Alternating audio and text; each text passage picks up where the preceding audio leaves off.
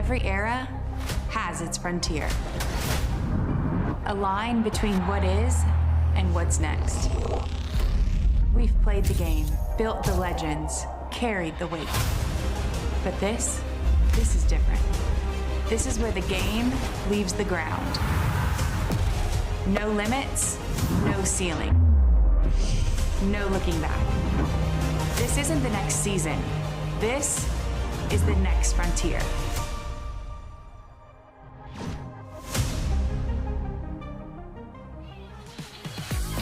The Windy City living up to its name tonight. A cold one as we get set for a rubber match between the Chicago Bandits and the Oklahoma City Spark. A day off between Game 2 and Game 3. Chicago fresh off their first win of the year. It was the Spark who came out hot, though. The Bats, they hit 4 home runs, got a great performance from Maya Johnson, and then Chicago answered with Amber Pfizer and their best offensive output of the season. Welcome you inside the booth here at Parkway Bank Sports Complex alongside Amanda Scarborough. I am Chucky Kemp. We would not have a rubber match if it's not for Chicago's newest member, Tiana Bell, who has barely been on the team for 5 days. What an addition that she has been. She brings a lot of personality, and she's just a rookie. She just finished her season at Arkansas at the Women's College World Series, and she is bringing some serious pop to the Bandits lineup. In Game 2, in that run-roll win, she had a 2-run home run and had the walk-off single to drive in 2 to be able to clinch that run-roll win in their first win of the season for Chicago. On the other side, they have Maya Brady. This Spark offense has been the best offense in the AUSL, and they have their leadoff hitter in Maya Brady, who has been the best hitter in the league up to this point. She can lay down a bunt single, she can hit a triple, hit home runs, RBIs. She is doing it all to start the season. Truly, look at the AUSL rank. She has been the best hitter up to this point. A lot of categories that she leads and could take the lead even further tonight, but she will face off with Odyssey Alexander Bennett, who is making her 3rd appearance of the season. A 6th-year pro out of James Madison from Boynton, Virginia. This is her first start of the year. So Odyssey against Maya Brady to start things off. Spark scored 3 runs in their first inning of Game 1's win. They've got power up and down this order, and they've got a lot of Bruins that can hurt you in a lot of ways. And Maya Brady has been so tough. She started out this series laying down a bunt, which caught the Bandits' corners off guard a bit, because you see her swing and she has so much pop too, but you forget about her speed and athleticism to go along with the power from the left-hand side. Excellent last year, played in just 6 regular season games for the Talons, but then she was the #1 pick in the expansion draft for Oklahoma City. This hit to Sammy Williams and scooped up over there by Jocelyn Erickson. There's 1 out. And that's a big out. Odyssey Alexander Bennett has looked strong so far this season. You mentioned that this is her first start. We've seen her in relief, and she's looked really good, consistent with her command, and I feel like that's a big part of Odyssey's game, is when she's throwing strikes and hitting corners with her screwball and her off-speed curveball, then she is a force to deal with in the circle. Just over 5 months removed from giving birth to her daughter Halo in January. Here is Sydney Romero for the Spark.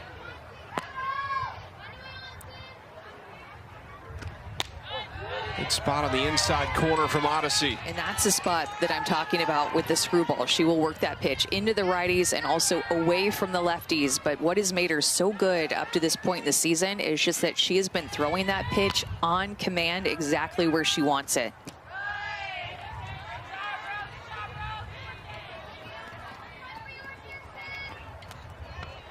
It's a big game tonight for really both these teams, but more so for Chicago, who find themselves sitting toward the bottom of the standings with just 1 win. That goes back at Odyssey, who knocks it down and backhands it over to Erickson.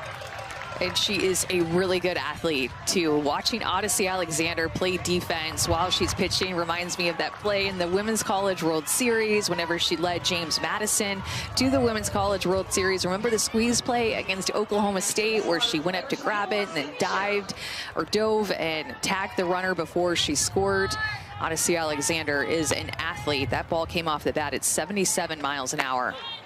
She led James Madison to back-to-back wins to open the Women's College World Series that year. They were the story of the tournament, but then they lost back-to-back to Oklahoma. That was the first of a four-peat for OU. Now faces another national champion, Sydney Sherrill, at the plate. She won it in 2018 with Florida State.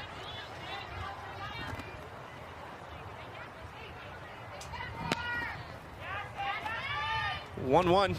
Swings through it and falls behind 1-2. It's eerily quiet in between pitches here. I feel like normally we have music or something in between every pitch, and it just kind of keeps things lively. But all right, 2 strikes. Now the fans are going to start to get in it. 1-2 pitch coming. It's a great crowd on a very chilly Tuesday evening here in Rosemont, Illinois. It has been gusting for what seems like hours.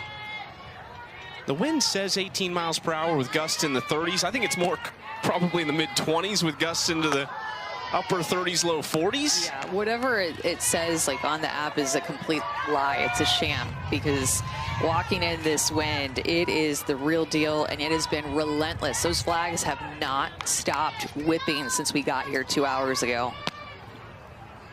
3-2 in the air to left field.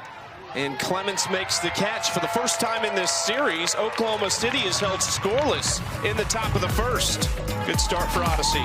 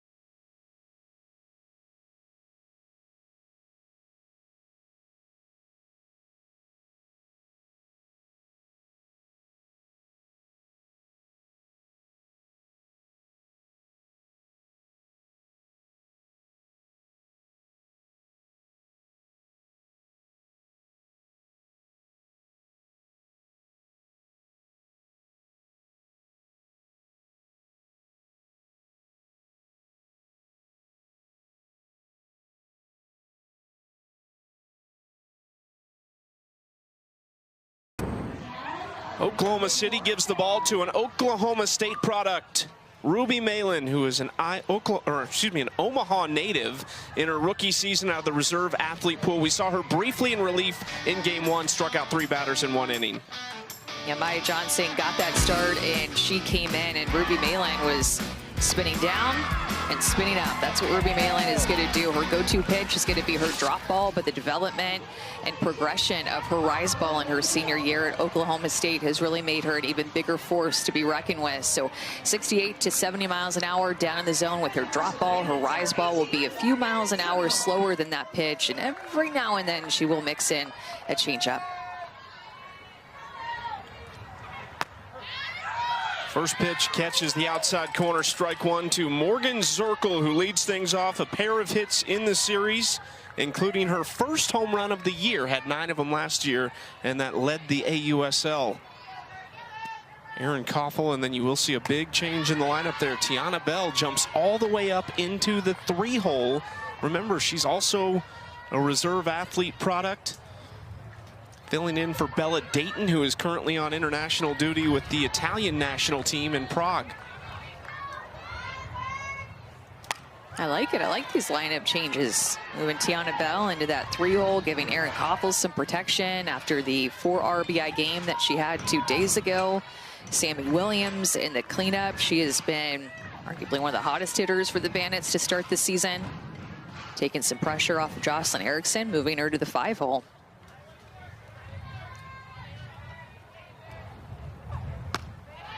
2-2 count for Ruby to start things off. So you told us what Ruby will do. At her best, when you've seen Ruby Malin dominate, what does it look like? Getting swings and misses on her rise ball and chases with that pitch, and using her changeup to set up her rise ball, and using her drop ball to induce some ground balls. And her drop ball need to be a little bit lower than that. That last pitch that she threw was drop ball. It's more up in the zone, so she's going to need to find that tumbling spin down with that pitch instead of leaving this pitch up, because right now, after what the Bandits did 2 days ago, they are seeing the ball well and want to continue that momentum with pitches up in the zone.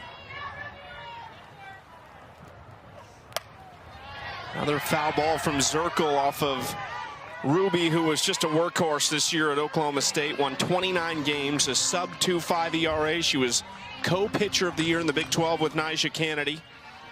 Threw almost 250 innings this year.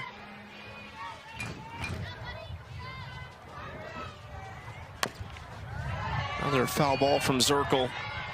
It's a good at bat by Zirkle, and it's what she did 2 days ago to set the tone for Chicago. They needed a boost. I mean, they were searching and searching for a win and some energy. And Morgan Zirkle 2 days ago came up and led off the game with a hard hit single, and they just did not look back after that. Tone setter at the top for Zirkle. Pitch number 8 of the at-bat is also fouled away. Not the speedster she once was in her early days at Marshall. The ability to hit the long ball led the entire league in home runs last season. That came in the 4th inning. She led off the game with a single that scored 2 runs in that win. And when I say not the speedster, it's not to say she still can't run, but she just has a lot of pop in that bat right now. Her runs around the bases are a little bit more leisurely typically. Especially wind blowing out. These pitchers are going to have to be careful today. Swing and a miss. Strikeout number 1 for Ruby Malin. It's actually a drop ball that stays elevated and up in the zone and still gets the swing and miss. Or maybe last minute it was a drop ball that was called on the wristband. Maybe last minute it was changed to a rise ball by Ruby Malin, throwing that pitch up in the zone to get the swing and miss. That's the rise ball that we're talking about, Chucky, that Ruby Malin is capable of, that she developed to go along with that rise, to go along with her drop ball. First pitch hits Erin Koffel. So she is aboard with 1 out.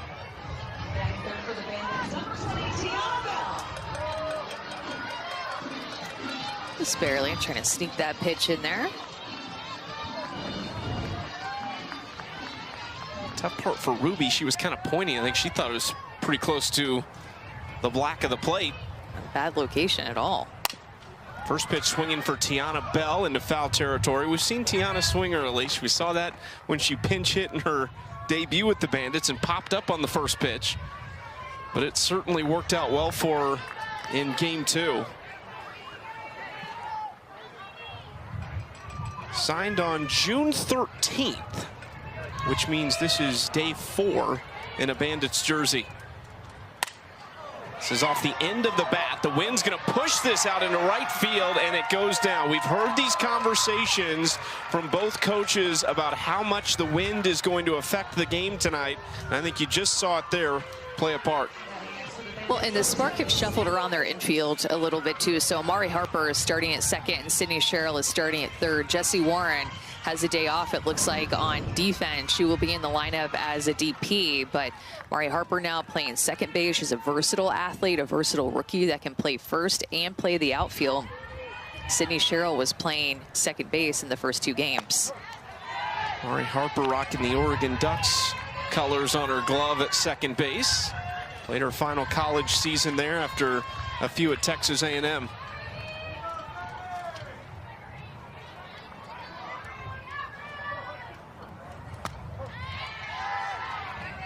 Strike 2 inside corner to Sammy Williams. There's Amari with the Oregon green on the glove. We talk a lot about versatility when you're looking at rookies in this league. And that is one of the things that Amari Harper checks the box of. That gets away behind the plate, and 2 runners in scoring position.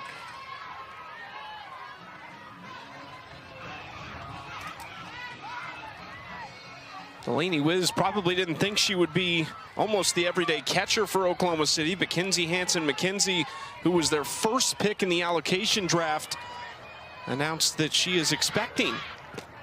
So we will not see Kinsey this summer, at least on the field. We saw her the other day in the dugout.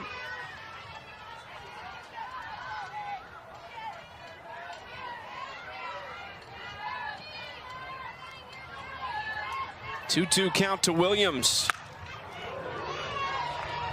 She's been putting together awesome at-bats to start this season.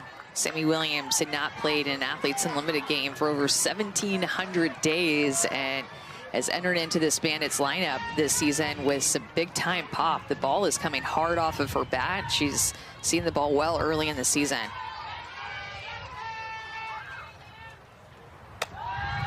Full count. Sammy finished her career at Iowa State in 2021 as a first-team All-American. She got a bachelor's in software engineering and a master's in information systems. So she works as a senior software engineer for the Chicago Cubs. Takes strike three. Williams very upset with that call, and there's 2 outs. Yeah, she just cannot believe that this drop ball was a called strike. It's a pitcher's pitch there that Ruby Malin gets the call in a big situation with 2 runners in scoring position. That outside corner's been there here in this first inning. Jocelyn Erickson takes strike 1 there. Jocelyn moving down in the order. This is the lowest we've seen her in the Bandits order this season, in the 5 spot. Seems like every time she comes to the plate, she's in a run-producing opportunity. She has the most at-bats with runners in scoring position out of anybody in the league. As a rookie, that is a lot that has been put on her. And a rookie that can produce, it's just a matter of getting comfortable. And she was first-round pick for a reason. Big-time pop in her bat has come through, and with runners in scoring position time and time again in her career at Florida. 74 RBIs this year for Tim Walton. In the air to left field, Bubba Nichols-Camarena makes the grab. And matching zeros for the first time in the first inning in this series.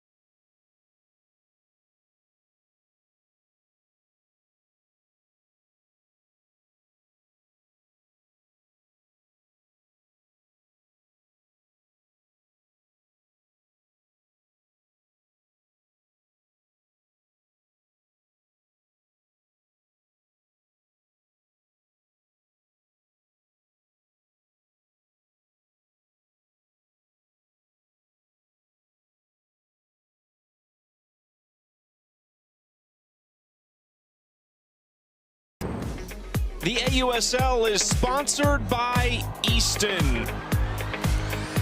Chicago got the Game 2 win. It was their first of the year in large part because of a gem spun by Amber Pfizer, a 6th-year pro, 6 innings in the complete game. They run ruled them in 6, only gave up 1 earned run and struck out 7. And way over there in that chair is Amber Pfizer joining us for a chair chat. Amber, we talked to a couple of folks on the team. We know you guys had a team meeting on Saturday night after the loss. You come back Sunday, get a big win. How important is it? We know it's early in the season, but how meaningful was that one? It was huge. I mean, we've been talking about playing as a team together since the start, and you know, like we've been there. So we've been so close so many different times. So it was just great to go out there and finally get that W. Inning number 2, Bubba Nichols Camarena leads it off for Oklahoma City, and there's strike 1. Amber, I saw you posting a lot about pitching, getting ready for this season. Oftentimes it seemed like by yourself. What did you do to get prepared for this season to pitch at the level that you're already pitching at right now? Yeah, I mean, it's hard with coaching and trying to find that balance, but you know, you just have to find the grind. And you know, I had to plan my workouts ahead of practice and then stay afterward and throw those bullpens on my own. I threw to a 9 pocket a lot, so the chance I finally had a catcher, it was amazing. I know they do a great job of making us look good, so props to them. 1-1 count for Odyssey against Bubba. This is ripped down the left field line and foul. You mentioned coaching, hard to balance both. New gig for you, just announced last week that you'll be joining DJ Gasso's staff at Tulsa. Tell us about that move. Yeah, I mean, when Gasso reaches out to you, it's hard to say no. He's a very passionate, a lot of energy. He's a lot of fun. I'm just so excited to work with that staff. I think it's going to be absolutely a great time, and I'm really looking forward to it. 1-2, back to Odyssey.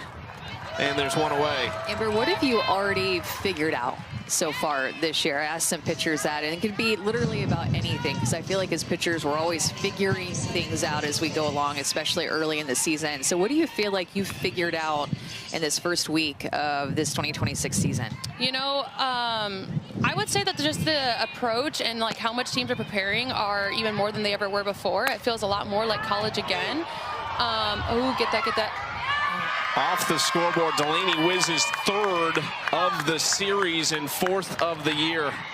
But I would say that just the team's approach are a lot better, but the zone as well. I mean, that's helping pitchers a lot, but the hitters are getting that much better too. So like, I understand both sides of it. It can be really frustrating as a hitter, but also as a pitcher with playing in the pros and the bats. And you know, our balls are typically heavier than a college ball, so you might get a little bit sore the first few weeks just getting used to it. But I think that's mainly what I've learned. And it looked like you had kind of an interesting grip, and maybe it was just a replay that we showed that caught my attention, and it's nothing. But do you put any knuckles on the ball when you throw any of your pitches? Yeah, I do. That's my off speed. That's what I throw. Can you show us what it looks like with that ball in your hand? Yeah, so I have a 2-seam here, and then I'll put my 2 knuckles on top of it, hold it like this, and then I'll spin it like a curveball. So sometimes it actually does that. Sometimes it's really just got a mind of its own. But yeah, I use a 2-seam, and that's the only pitch I throw with like a 2-seam. It's so interesting. I'm gonna learn all kinds of things here talking to Amber. Amari Harper at the plate. Before we let you go, Amber, I have to ask you too. We saw you on opening day. You were so pumped. You were with your now pitching coach, Taryn Moe at McKinney. What is that process like? We talk so much about the catcher-pitcher relationship, but what's it like trying to get to know your pitching coach as well? Oh, she's been so fun. I mean, obviously, she had a great season with Mississippi State, and so it was just fun to watch her and all the success that they had this year. And when I got announced that she was going to be our pitching coach, I was seriously so excited, because I love learning from other pitching coaches and just, you know, kind of like also reassuring myself of the things that I maybe pick up on, or how to word things differently, because everyone responds to things differently. So it's just been a blast, absolutely, like learning with her and talking her through things.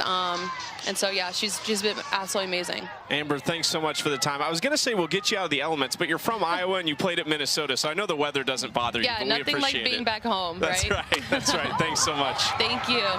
Jessie Warren drives it to center, and she is on the board with a solo shot. 2 home runs for the Spark here in this 2nd inning.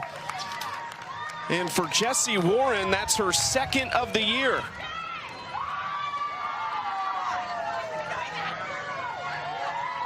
Jessie Warren is going to go get this screwball early in the count against Odyssey Alexander, and she steps out a little bit, just looks like she's looking for that inside corner and gets her barrel there out in front to that pitch. It just keeps going.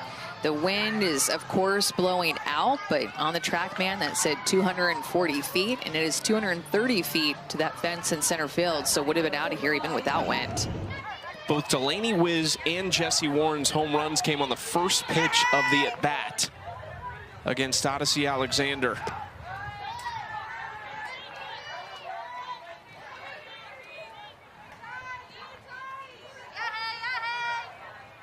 Two 2-0 Spark.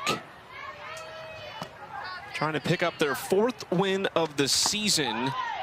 That is a foul tip. It's a long road trip for Oklahoma City, so just the chance to stack another win, get another series win as well, would be so big for them. They opened their season at home against the Texas Volts and won 2 of 3. But now here in Chicago, we will go with them to Portland with a series that starts on the 18th. And then they will stay out west and go to Salt Lake City for a 2-game series against Utah before they finally get back to OKC at the end of June. Hard hit to Koffel, and that'll do it for the second. But OKC on the board. This is the best home run hitting team in the league. They lead all offenses in that category, and Delaney Wiz has absolutely been on fire against her former team. That is her 3rd home run against the Bandits, and Jesse Warren gets in on it too.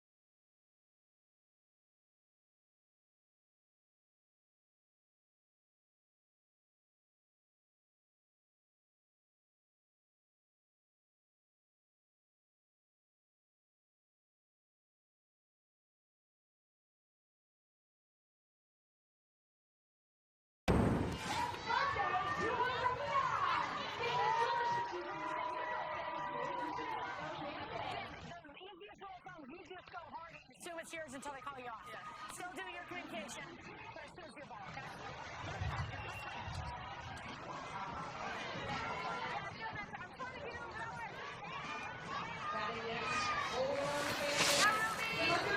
Very aware of the wind here in Rosemont, Illinois. We've already seen one ball be affected by this. It was kind of a bloop off the bat of Tiana Bell into right field. So certainly something that will likely be a factor in this game. Love having these coaches mic'd up, and they have big personalities, and I love hearing how they're coaching these pros. So we thank them for wearing the mics. Not always the most comfortable thing to do, but my goodness, I think that we appreciate it as broadcasters, as fans appreciate it. It is so cool to get an inside look into a professional softball coach. Shonda Stanton and Amber Flores, both in their first years in the AUSL. Amber has been the head coach of the Spark since their creation. So this is the 4th year for her as head coach, first in the AUSL with the Spark joining. Foul ball off the bat of Mary Jacopo. Falls behind 1-2. There's Amber Flores, fantastic player at Oklahoma. So naturally she goes with the cowgirl in the circle. I did see them hugging pregame, which I always think it's so funny. You just get these matchups because they're such great programs. Of course, they're going to produce pros and coaches. So funny. It reminds me of just like a really good mac and cheese. You know how you can just add like random things into a mac and cheese and it just works. It just flows and connects and it tastes so good. Like that's how this league is. So many different connections. And as Ruby Malin gets a strikeout there and a drop ball, but it just always feels like it just clicks and goes. Our softball world is so small. There's so many different connections, especially in this league. 3 strikeouts already for Ruby Malin. And now I want mac and cheese. Are you one that puts like you take bacon in it? Is that you? I mean, if it was offered on the menu, I would try it, but I still think my regular go-to would just be a regular mac and cheese. Well, you were just talking about adding stuff in, so I just want to check on the bacon part of it. Lobster mac and cheese. Yeah. You know, there's different things that you can add that people really like, and it adds a lot of value to the mac and cheese because usually then it's really expensive. Yeah, you're fancy. I forgot. You're not doing bacon bits in the mac and cheese. You're just give me the lobster.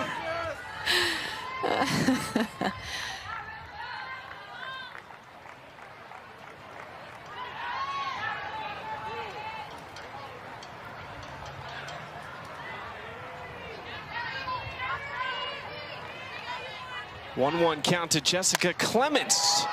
It's a big swing from Clements, but foul. You know, we were talking about Ruby Malin and Amber Flores giving her the start. And the one thing that Kenny Gajewski always said about Ruby Malin and her time at Oklahoma State after she transferred to Washington to play for him is that she wants the ball.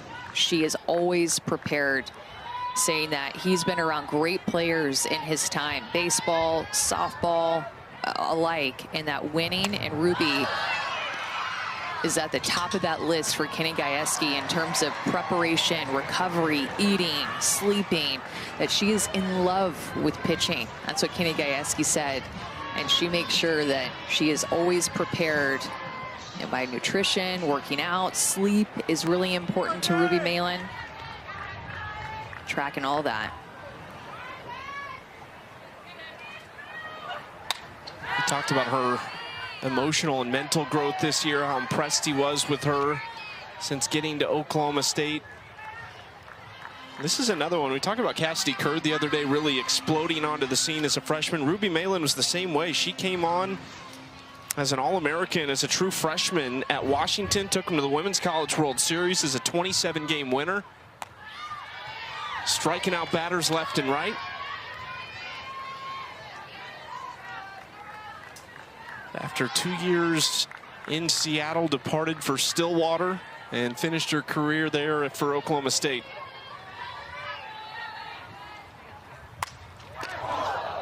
Goes into the Bandits dugout, and I don't know if somebody got a clipboard or a helmet up, but you could hear it make contact in their dugout. Shauna Stanton's actually going in there to make sure everybody's okay. It might have been their associate head coach, Courtney Martinez.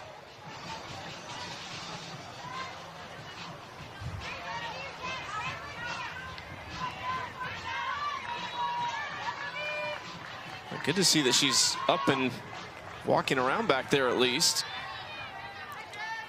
2-2. This is crushed to right field. The wind's going to push it too, and it's into the bleachers.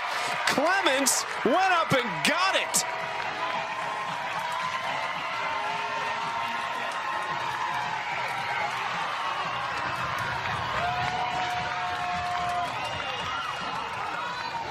First home run of the season for Jessica Clements, and just her second hit. Jessica Clements is starting to play really big for this Bandits team defensively, and now with the way that she's swinging it. This pitch was at her eyes. A rise ball that she just goes up and gets. Continued to carry out of here. You saw how shallow Grace Jenkins in right field was even playing. Had to run a long way to the wall to track that one down, and it gets out of here. And I love the way the Bandits just answer right back here.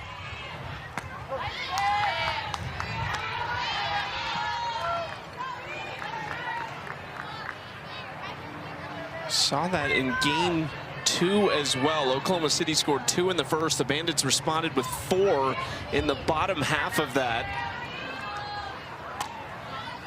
Outside ball 1. This is Elon Butler. A lot of power in this bat as well, with just 1 out and nobody on.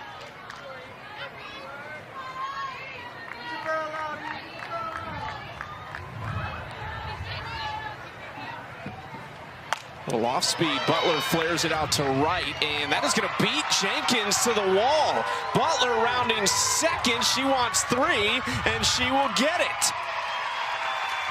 I think again the wind causing problems in the outfield. Grace Jenkins continues to play shallow out in right field, more shallow than any of the other outfielders. This is a changeup that Elon Butler does not square up, but gets it into the jet stream, and with how shallow Grace Jenkins was playing, it just gets out over her head. And this is the 3rd triple that we've seen in this series. We've seen a lot of triples already early in this AUSL season. Jessica Clements out in the chair chat, waiting to chat with us, cheering on Elon Butler. We love to see it. Well, take us back to the pitch you hit, because I was going to ask you what you saw. You must have saw it good, because it felt like it was almost at eye level. It was.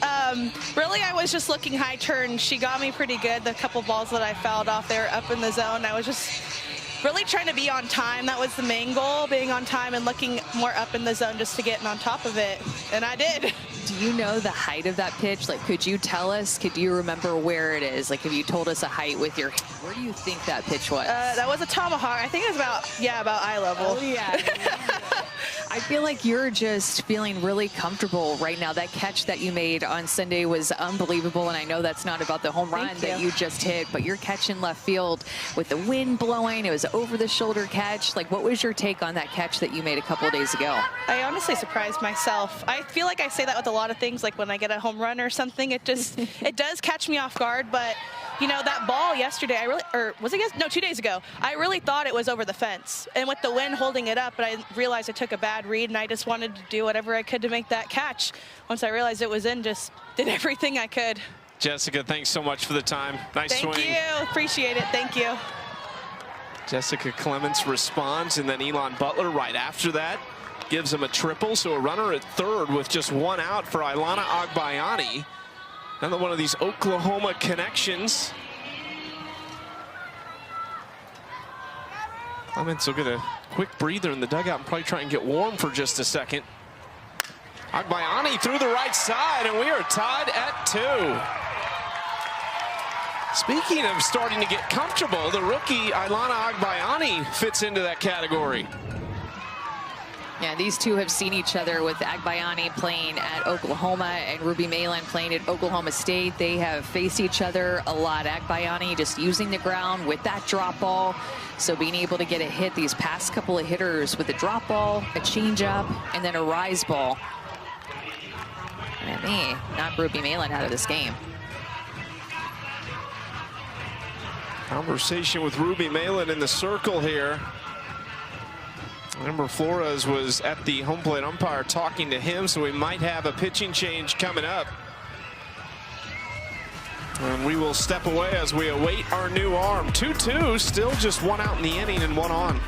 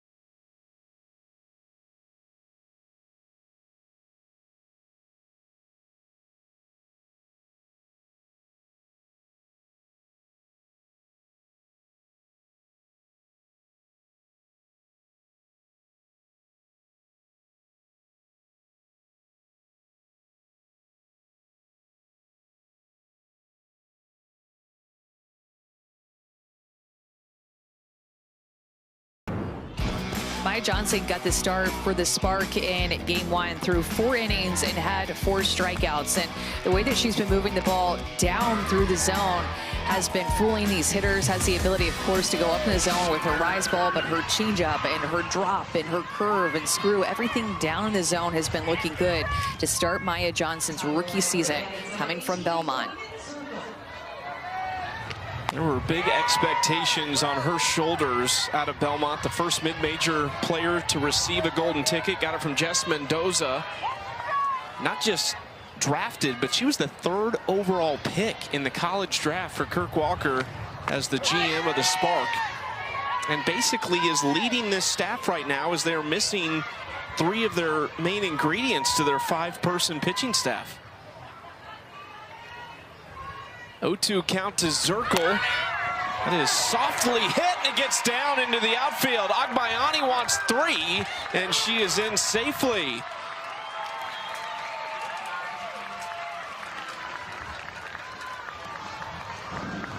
Amari Harper, the second baseman, is playing more toward the middle of the field, and it opens up a gap on the right side of the field to get just out of her reach. If she would have been playing at her normal second base position, I think she would have had a chance or would have been able to catch that ball in the air. Bandits getting some balls to fall here and squaring ones up.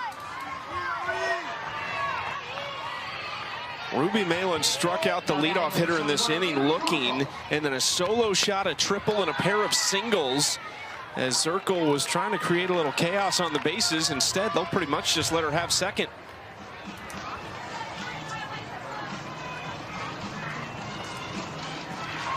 So now the question is, with last year's MVP at the plate and a base open, what do you do? Although there's a conversation happening right now about that last play, I believe. Amber Flores came out. Delaney Wiz was kind of pointing toward first base.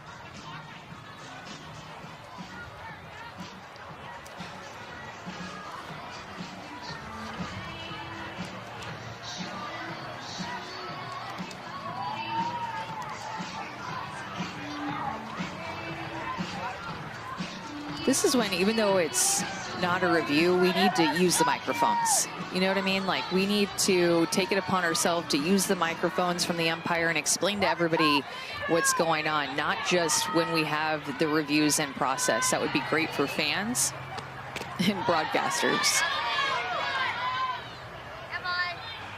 I like when you try to initiate some change from the booth. I like that. We have it down there and you have a microphone on you. Explain to us what's going on. 2-0 count to Aaron Koffel from Maya Johnson. They do come at Koffel on the 2-0 count.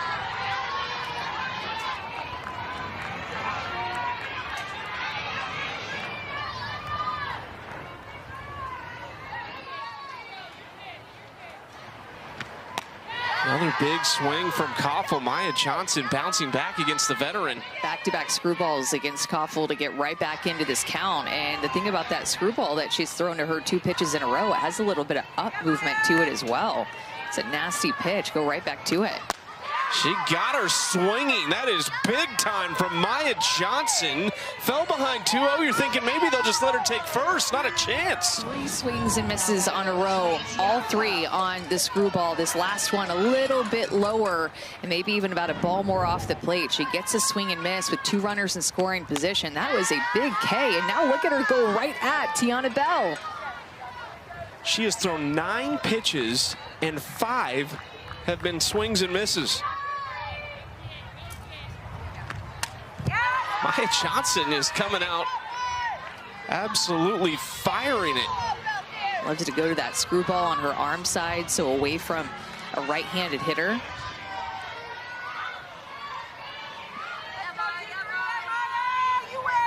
Oh, 2. Maya Johnson. Incredible stuff out of the bullpen. Usually a screwball does not move the way that I just saw it move in the second inning. Maya Johnson enters into this game with major traffic, 2 runners in scoring position, and she gets 2 strikeouts to Koffel and Bell, 2 of the hottest hitters in Chicago's lineup.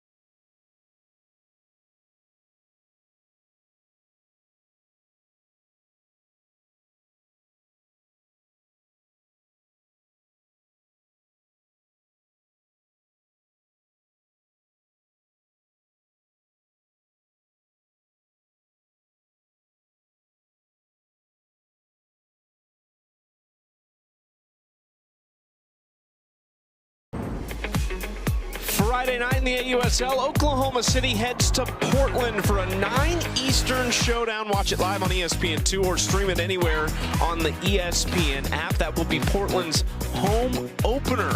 And that place is going to be rocking because the reception we've heard from everyone who plays for the Portland Cascade or their general manager, Jamie Loprise, has been that they are ready for some softball. I think their pitchers are ready to pitch in front of their home crowd. And they have been off to a fantastic start. This three-headed monster of Sam Landry, Kenzie Brown, and Kelly Maxwell. This season they've been good, but all of them combined for 21 innings against the Utah Talents this past series, and they got the sweep. Only allowed 4 earned runs against the defending champs. 10 strikeouts for Kenzie Brown in her win over the Talons in Game 2. That was an AUSL record in a single game as Odyssey retires Grace Jenkins to start the 3rd inning. So you think about this weekend, you have the team that's had the best pitching against the team that has had the best hitting in the league with Cascade and Spark rolling into town. Can't wait to see how that one plays out. And I mean, we were talking about with Jamie Loprise, the general manager of the Cascade. The crowd and the fans and the season ticket holders should be electric there. Top of the order, it is Maya Brady with 1 out, nobody on. Second time through for Odyssey Alexander Bennett. 1-1 count.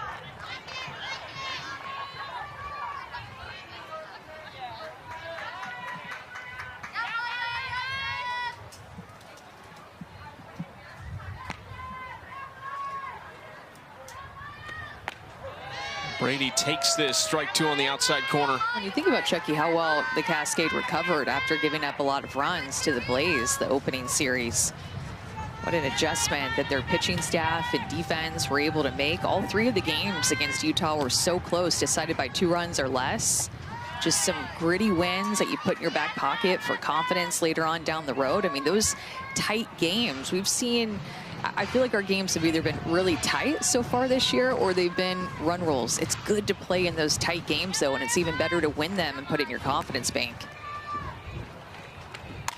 2-2 hit hard. Koffel denies Brady.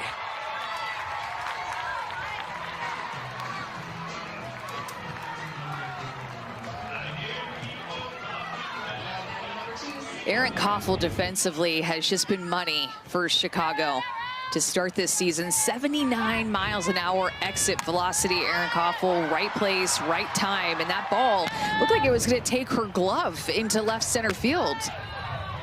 That was hit so hard, a laser.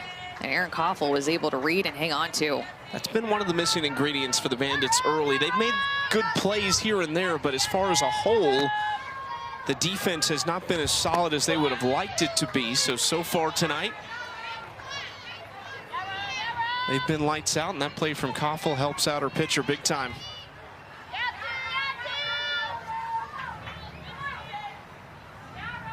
Sydney Romero, a 1-1 count, takes that down low. We saw great games across the AUSL last night. There were 2 of them that were both decided by 1 run. The Cascade sweeping the Talons. They won that game late. Sam Landry closing the door. And then out in Durham, the Blaze beating the Volts in extras. In that game, Sydney Romero's sister Sierra homered. First one of the season for Sierra. The games were so good last night. Double header. I got to just sit and watch softball 2 games in a row. And they were 2 good games last night. But probably the game of the year so far was that one with the Blaze and Volts going 9 innings. That was some good softball. That the fans there were locked into their Blaze home team. It was just so cool to see. And in a walk-off. Fouled off by Romero. Yeah, Alicia Ocasio having a great start to the season. She just looks so motivated right now, both in the circle and with the bat. She had the walk-off winning hit. How about Anna Gold? 2-run home run in the 6th inning to keep that game alive. That was on a changeup. Carlin Pickens entered in late into that game and just was throwing gas. Carlin Pickens has 3 wins already as a rookie.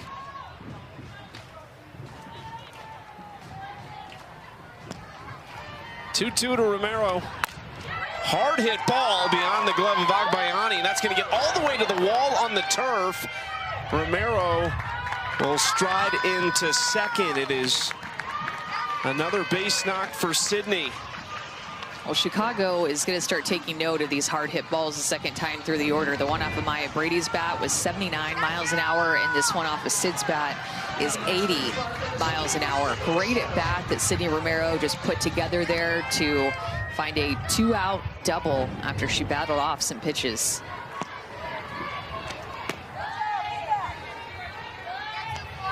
Now Sydney Sherrill with 2 outs.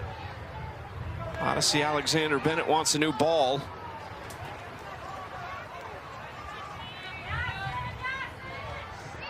Sherrill so dangerous. She was really a part of that massive boost the 1 through 5 hitters gave them in the first game. This is what they've done this year so far, and you can see there's a clear divide between the top half and the bottom half of this order.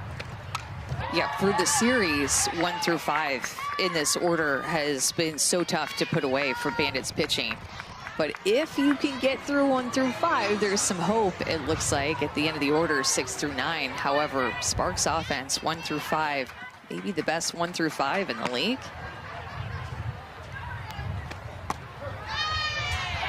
Jesse Warren did give him a spark tonight out of the 7 spot. You know, there's capable bats down there. They just haven't produced at that level yet. And it's hard to keep pace when you see the numbers that they put up at the top of this order. 1-2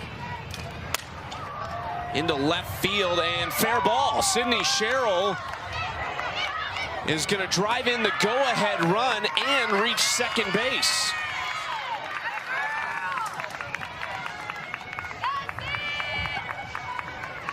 Just the spark early in this season, their bat to ball skill has been money. Another 2-strike, 2-out hit, switches places with the other Sydney, drives in an RBI. Sydney Sherrill, another great at bat, followed up by Sydney Romero's great at bat, and she scores that run. Odyssey retired the first 2 in the order and then back-to-back doubles. And now Bubba flares this out to right field. And Joe Evans is going to hold Sydney Sherrill wisely. I'd say Joe Evans is a good one to have over there at third base. She's been doing it for about 3 decades now. Yeah, he won a lot of games, seen a lot of runs scored. You know what you can and can't do. She has over 1,400 wins as a head coach.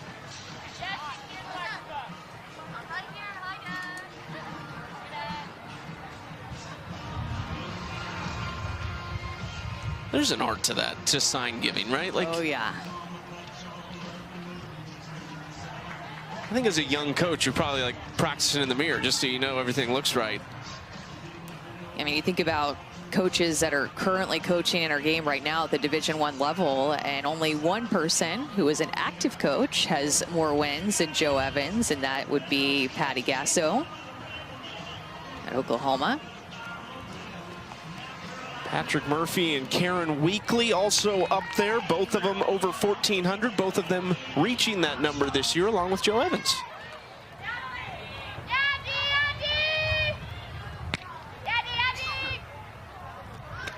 The majority of those wins came at Texas A&M, not all, but a very good chunk of them came at Texas A&M, so now she is at UC Santa Barbara.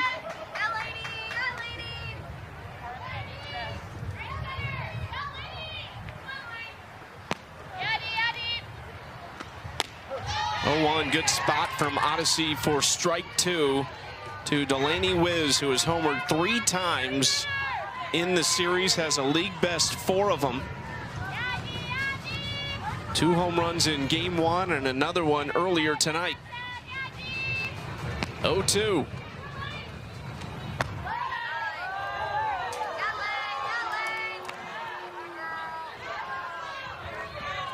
Odyssey begging for that call in the outside corner.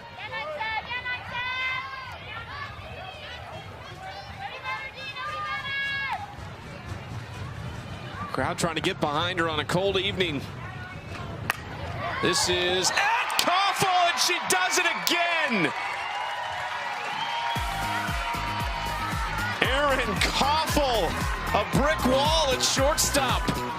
Erin Koffel's defense is money right now.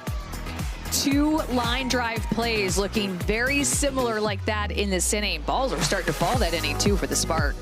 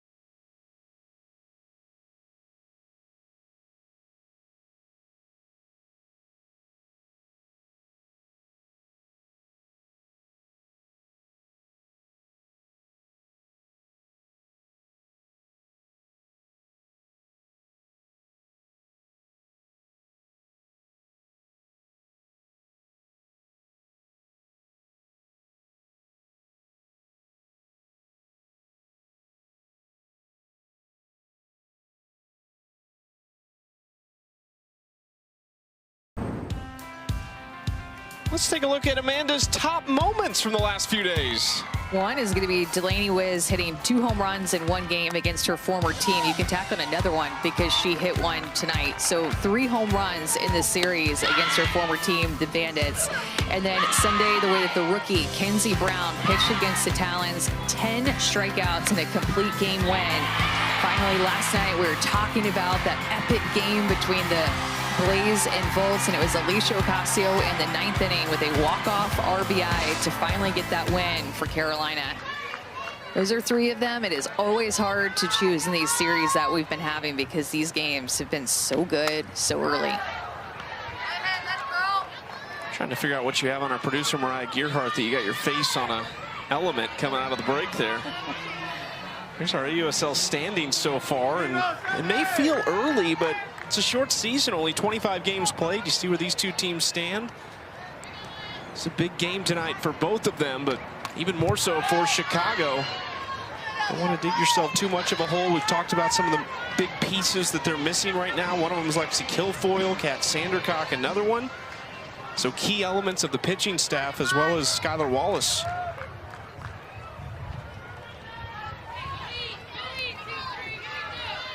0-2 pitch outside. Now 14 pitches from Maya Johnson. 11 of them are strikes. A lot of those are swinging strikes.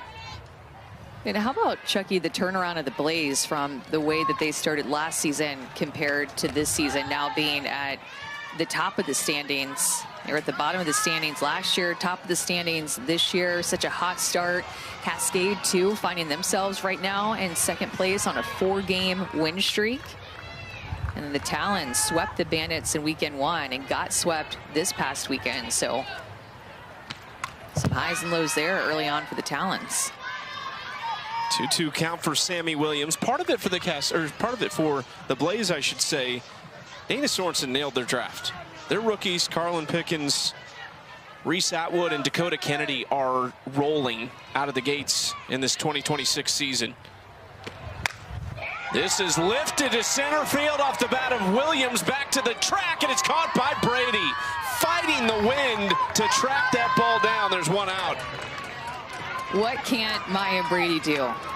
She made that play look so easy on a day where there are 30-mile-an-hour gusts, and Sammy Williams squared one up on a changeup. She's even playing a little bit shallow, but just sticks with this. The wind is moving toward right center field. She keeps moving toward right center field, and we have a new right fielder next to her in KK Madry, who looked like she was communicating. I hope she was communicating. If not, it made what Maya Brady did to track that ball down even more special.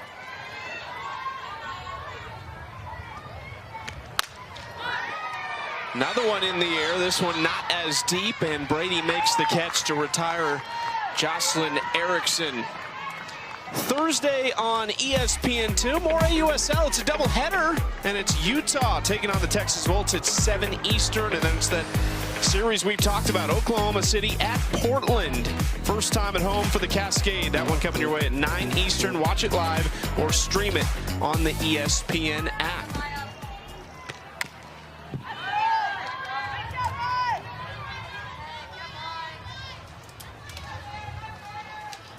Hard to believe we're already 5-6 games into the season for all of these teams.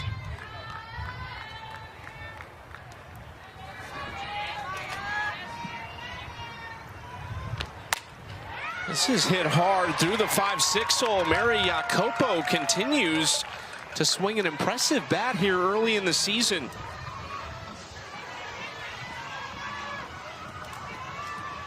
We're talking about that Cascade and Spark series coming up this weekend in Portland, and I'm sure the Spark watching this game are excited. Excuse me, the Cascade watching this game are excited to see Maya Johnson enter so early into relief, knowing that the first two series she's been the game one starter for the Spark and has done a tremendous job at doing so, setting the tone for the pitchers in the circle as Kylie Sand comes in to pinch run. But they'll have a day off tomorrow and then start the series on Thursday, but you don't have to face Maya Johnson maybe to start the series, and you see her throw a lot here. I think the Cascade are going to really like that. Day off for Oklahoma City tomorrow to travel to Portland. So you get a 2-hour time change going out there, not the shortest of flights either, and then off you go Thursday, Friday, off day Saturday, and game 3 of that series on Sunday. Chicago stays here. They'll play Carolina. Jessica Clements in a 1-1 count with 2 outs and a runner on first. That is the pinch runner, Sand.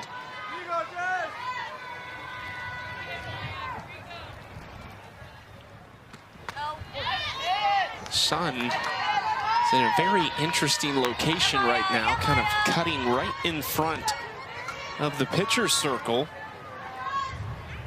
So the ball starts in the light, and it quickly goes into the shadow.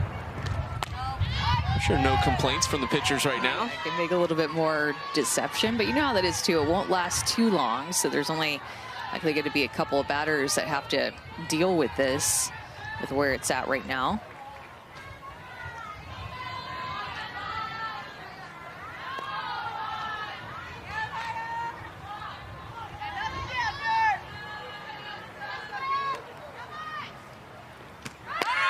Clemens takes, runner goes, and that's going to go into center field.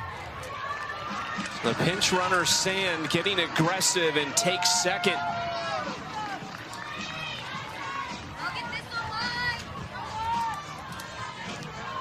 Or last time up, Jessica Clemens hit that home run at a pitch that was up at her eyes. I don't even know how she hit that pitch out. It was so high. But just seeing the ball well right now. Takes outside. I believe that is ball 4. Clemens says, I'll take another one. I don't mind. That happened last night, too. I think it was Alicia Ocasio that was up looking to hit with the runner in scoring position, was so locked into her at bat, she didn't even notice that it was ball 4. So 2 times that's happened in the past 24 hours. Amber Flores wants to visit with Maya Johnson.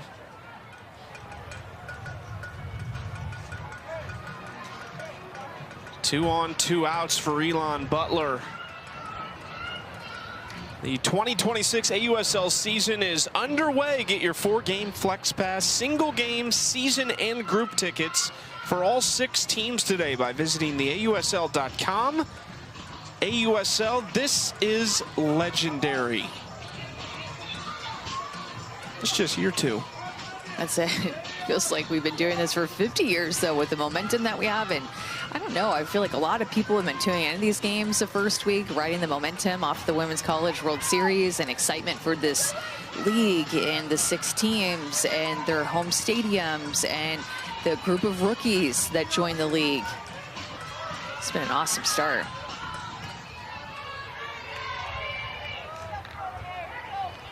Big spot for Elon Butler. Rookie out of Oregon, would have played that 1 season at Oregon with Amari Harper out at second base. They both transferred in, part of a really good transfer class for Missy Lombardi. And now on opposite sides of the field. And she's going to have to find a way to deal with this Maya Johnson screwball that she has been going to against these right-handed hitters over and over and over again. It has been her go-to pitch. She's gotten a lot of swings and misses, and oftentimes the screwball has had upspin as well. It's a better swing, getting a piece of it, not just swinging and missing underneath of it. But Elon Butler has to find a way to get on top of the screwball that you just know she's going to see again from Maya Johnson. Johnson ahead 1-2. Just a piece from Elon Butler. That is a tough pitch to foul off. Good protection with 2 strikes. Just getting better and better with that screwball, moving away from her as this at-bat has gone on, and it puts Maya Johnson in a pickle of, okay, what do I want to throw her here? Maybe go up in the zone.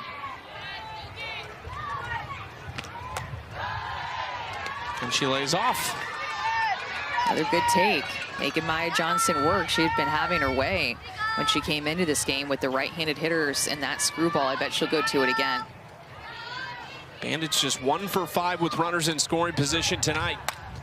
Another foul ball from Butler. This is a great at-bat.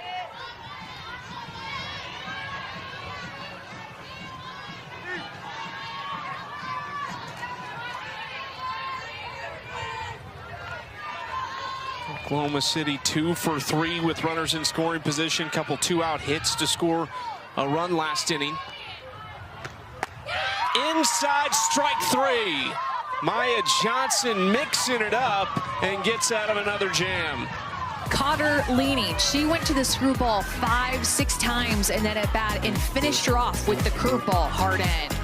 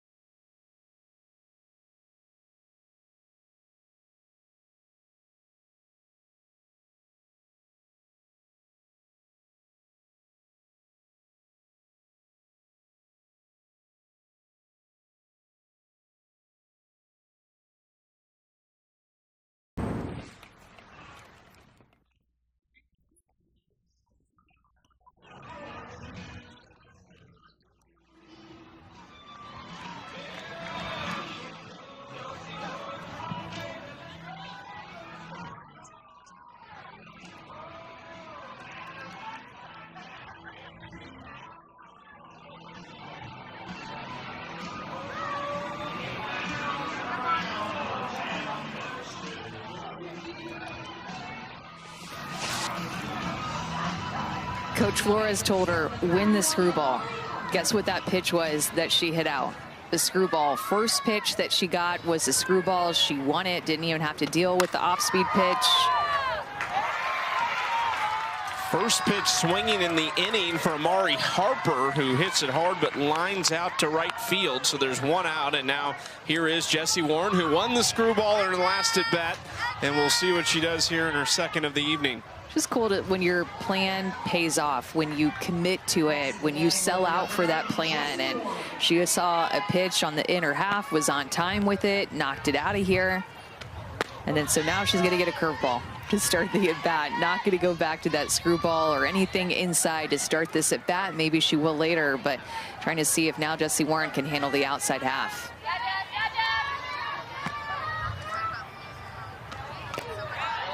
Chases the off-speed pitch there to fall behind 0-2. So interesting to hear all the different approaches. They're looking pitch there. We saw last year the Talons, what really made their offense great down the stretch. They were hunting windows. That was Howard Dobson's kind of message to them.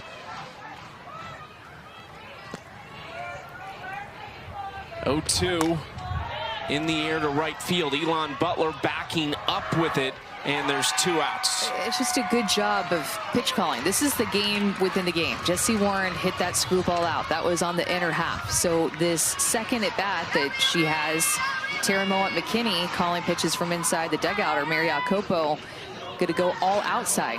Curve, change, curve for the out to get Jessie Warren after she demolished that screwball.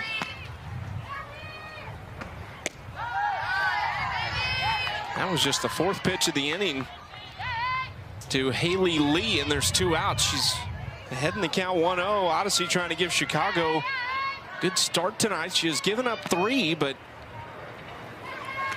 that has been one of the problems for the Bandits in a couple of their games, just getting behind early on.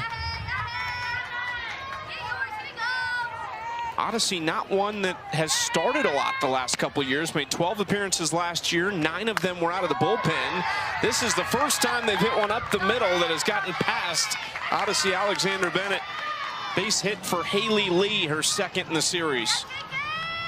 Well, I remember in the 3rd inning when they scored that run, it was a little 2-out rally that Sid Romero had started. They got 3 straight hits after that. So Spark doing a good job with 2 outs in this game. They have multiple runs scored with 2 outs, all but one. The Delaney was home run. KK Madry entered this game defensively in right field for Grace Jenkins. She will hit here and grounds it to Agbayani, who steps on the base. Odyssey Alexander Bennett puts up a 0. Bandits down just 1, and they're getting the bats next.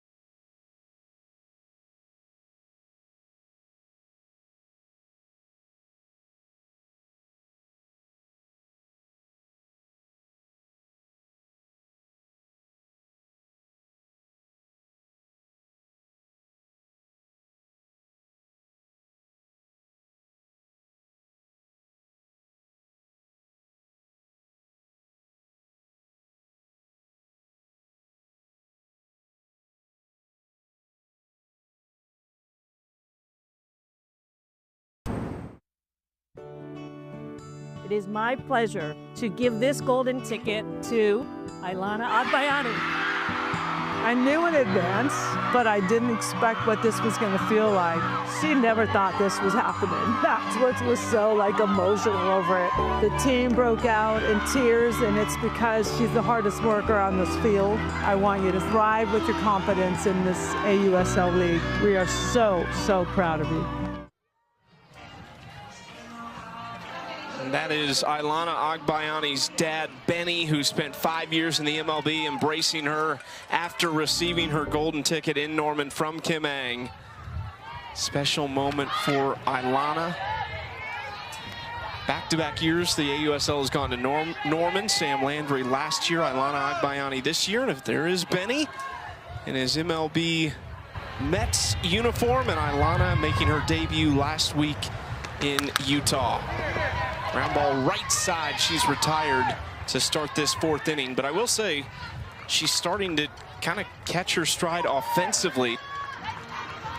3 hits in this series after just 1 in the opening series. Monday Night Baseball on ESPN. Braves are in San Diego to take on the Padres. First pitch set for 10 Eastern. Watch it live on ESPN and catch it streaming on the ESPN app. You hear that music and you just know exactly what it is. You know, that music is just so classic. It's comforting. It is comforting.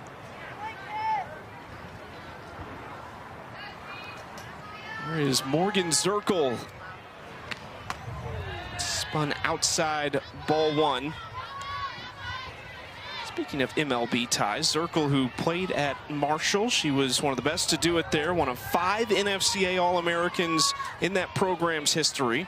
Played for Shonda Stanton. Another one that did that was a 4-time All-American, Rachel Folden, who is, for a long time now, kind of been in the MLB system as a hitting coach. I love how you pulled that all together. That's awesome. Shonda Stanton pulled those two to Huntington, West Virginia, to wear the Marshall green. Both of them absolute stars there. Now Shonda Stanton, the head coach at Indiana, just completed her 9th year. Has turned that program into just such a consistent winner. Well, and she was telling us that Morgan Zirkle had an injury, a foot injury, that led her to swing away more at Marshall. So that injury turned her into more of a swing away hitter, bringing out that tool in her. Ground ball up the middle. Harper scoops it up, and there are 2 outs. And Zirkle, for a moment, looked a little hobbled there at the end of the line. She's jogging a little more normally back. Hopefully she's okay.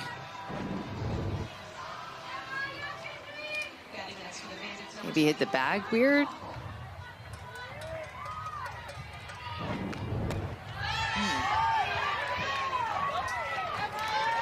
Keep an eye on Zirkle as this game goes on. She's already talking shop and hitting with Courtney Martinez in the dugout. Koffel into the gap in right center. One hops the wall, and Erin Koffel will have a double. So the Bandits trying to put something of their own together with 2 outs. Got a lot of screwballs in her last at bat when she struck out with 2 runners in scoring position. So she goes up looking for it. This one maybe a little bit more on the plate, but just a better swing by Erin Koffel to get on time and stay on that outside pitch. Maya Johnson's screwball is tricky because sometimes it stays right at the knees. Other times it has a little bit of rise ball action to it at the end. And I think those ones with rise ball action like that were really effective against Erin Koffel in her last at bat. That one stayed a little bit flat, more down in the zone, and she just stayed on it. Can Tiana Bell come through again? How many times has she done it already, it feels like, in just a few days with this team? But is behind 0-2 to Maya Johnson.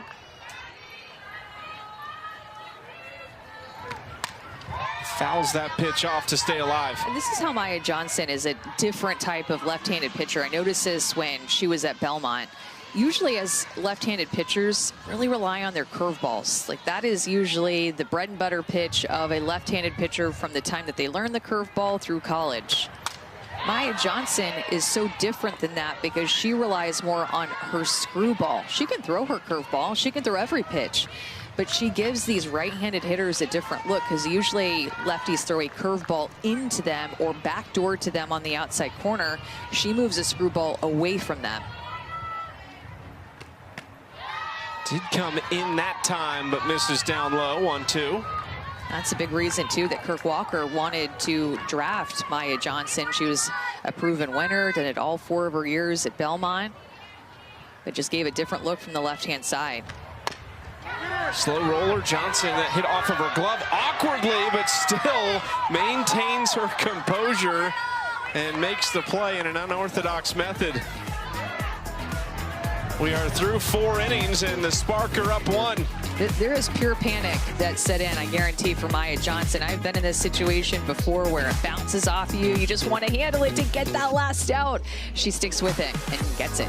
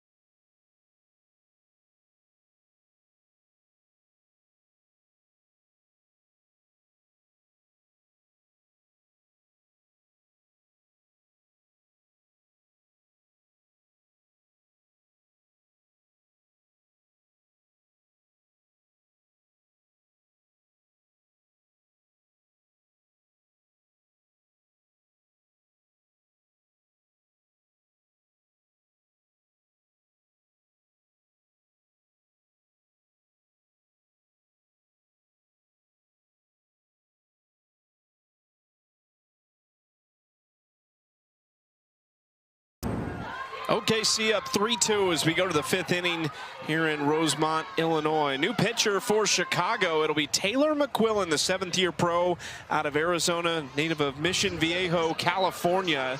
Haven't seen Taylor since game 2 of the season. She started that game against the Talons, but was pulled in the 3rd inning.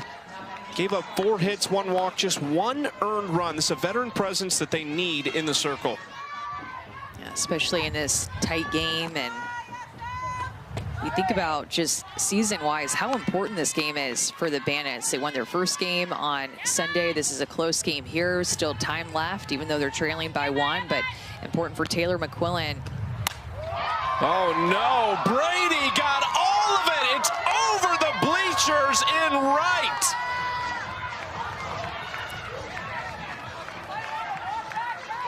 Maya Brady, her 3rd of the year, and got every inch of that ball. Do you have a guess without looking how far that went? I'm going to say 285. 310 feet on a changeup off of a new pitcher that just got into the game that Maya Brady hadn't had a lot of looks at. Whoa.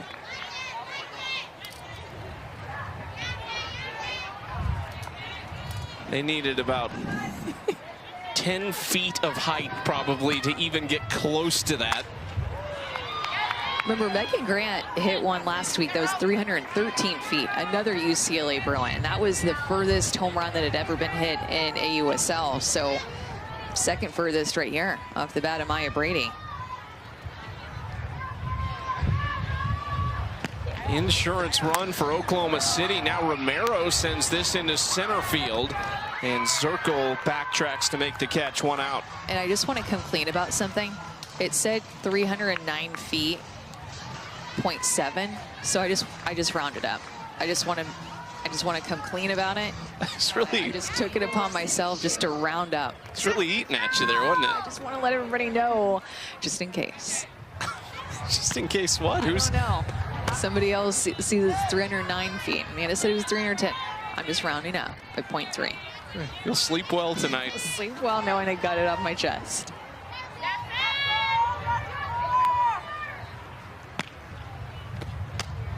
Inside to Cheryl, we are joined by Maya Brady. Wow, Maya, what did that feel like off the bat?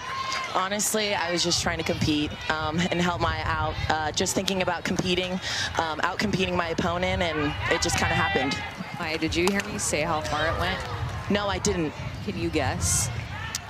Well, if I had to guess, the fence is 230. I think it hit the top of the bleachers, so I'm going to say maybe, let's go 3. I'm going to go 3, maybe like 255, something like that. Well, I'm impressed with your math skills, but did you just go from 3 something? Oh, sorry, 355. I'm sorry. No, not 355. Not 355. Not 355. That's way too far. I'm not Megan Grant. I am not Megan Grant. 310 feet. Oh, slay. Yes. Cheryl walks. I got to ask you one more thing before you let you go, Maya. The wind out there, you've made a couple of really nice catches. Like, how tough is it in the outfield right now? It's so tough, and it's so weird because just obviously I'm in center, so I can have kind of the side view for both Bubba and Grace, and now KK. And I swear, Bubba's side, it's like dying. I'm like, back, and then it like dies, and then this side, it's just carrying. So honestly, just trying to keep my feet moving and just stay athletic, because it is super hard, and I don't know if they can see the flags, but it is blowing. It's crazy. Thanks so much, Maya. Good luck. Thank you. She has made it look easy out in center field, and she's also made it look really easy at the plate. Unbelievable start to the season for her.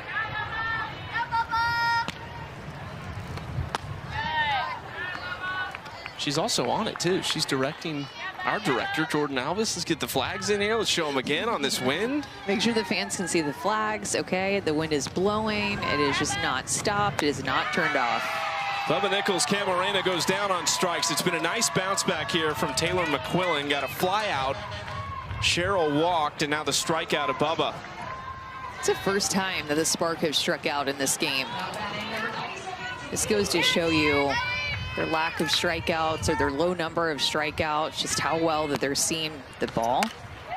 This goes into right field. It almost got Cheryl, who will take third base. A 2-out base hit again for Oklahoma City, this time off the bat of Delaney Wiz. 6 hits for Delaney Wiz, who barely misses her teammate over there, Sydney Sherrill. That was 75 miles an hour off the bat. I don't know how it didn't hit her. Look at that athleticism by Sid Sherrill to move out of the way of that line drive and get herself to third base despite dodging that line drive.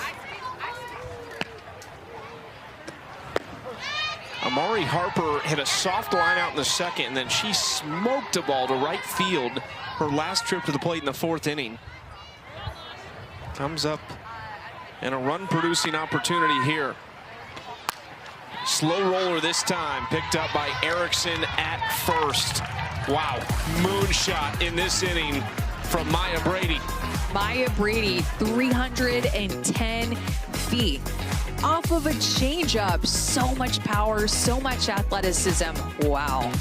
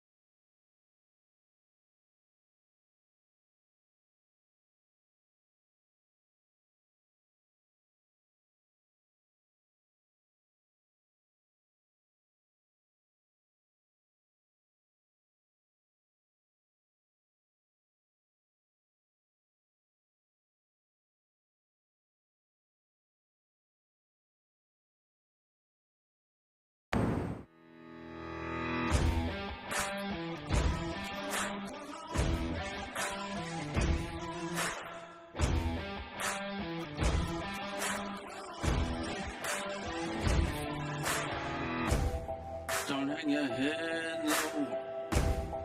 You got no time for shame. Don't let the world say no. You gotta fan the flames. Rev it up, rev it up, rev it up till you can't. We have seen the long ball 4 times in this game, and it's a 4-2 lead for Oklahoma City, trying to get out of Rosemont with a series win before they head to Portland for a 3-game set with the Cascade. Can the Bandits respond? Sammy Williams with the answer off the wall in right center field and slides into second base. First hit of the night for Sammy. Sammy Williams is a name that you quickly need to know in this league with the way that she's swinging the bat early in this season. That pitch was low and away, and she still was able to barrel it up. That was a pitcher's pitch, pitcher location, and she still found a way. First time in the game a Bandits leadoff hitter has reached. Sammy Williams in scoring position for guess who? Jocelyn Erickson. Every time she steps to the plate, it seems like there is a runner in scoring position.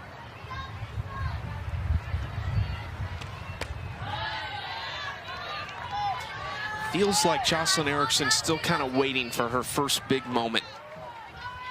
You know she's capable, one of the best players in the country over the last few years at Florida.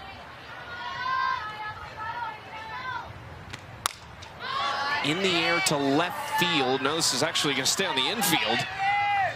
And it's caught by Romero. Be sure to follow the AUSL and our 6 teams on X, Facebook, Instagram, and TikTok to see exclusive content featuring your favorite AUSL players, including highlights, mic'd ups, behind-the-scenes action, and more.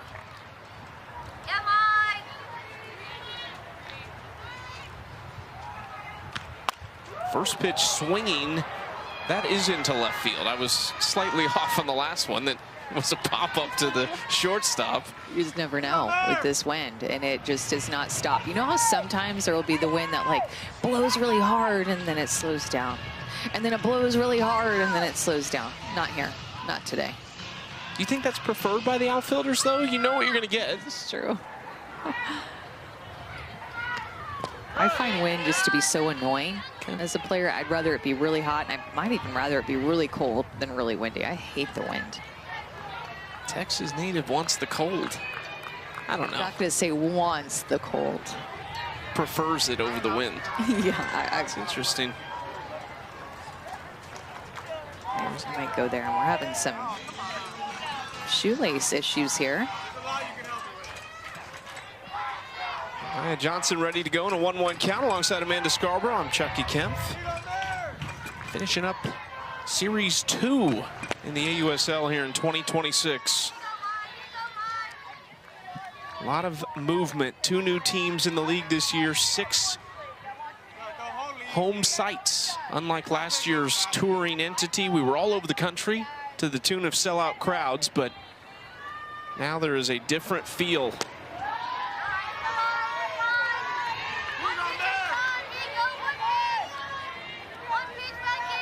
Hitters count for Mary Jacopo. She provided the lone run in their Game 1 loss, 9-1 in just 5 innings. She had a solo shot in the 5th inning of that game.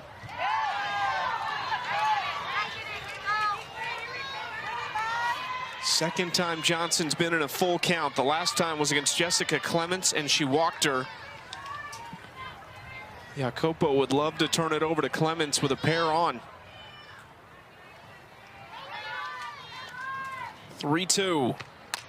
Ground ball left side. Williams running all the way, and she's out. Seemed to be running on contact and runs into an out at third base. Trying to be aggressive with Shauna Stanton loves in the base running department, but this one just too aggressive. Sid Romero picks it up right away. Cheryl puts that tag down. Closer play at third than I originally thought, though, to be honest.